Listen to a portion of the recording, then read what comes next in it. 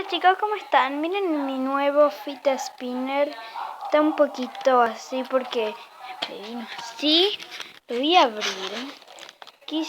Acá dice en la caja Fita Spinner. A ver, esperen un momento que no puedo agarrar la cámara. Y...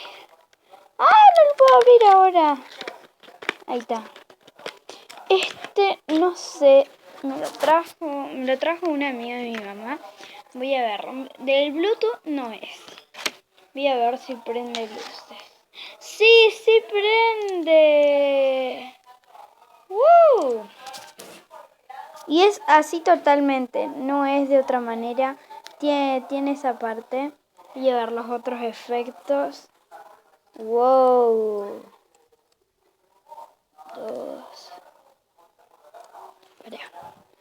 Dos.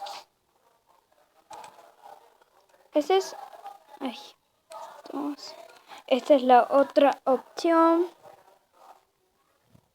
Esta es la otra. Y ahí ya lo apagamos. Y... sí, así. Ya lo... ¡ah! No, es que yo... ahí está. Ahí está. Ahora lo voy a girar.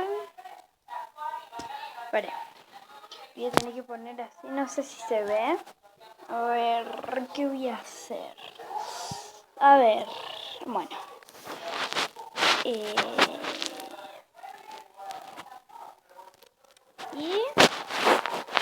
¿lo ven? No sé si lo ven, pero yo trato de que se vea. Pero lo estoy girando.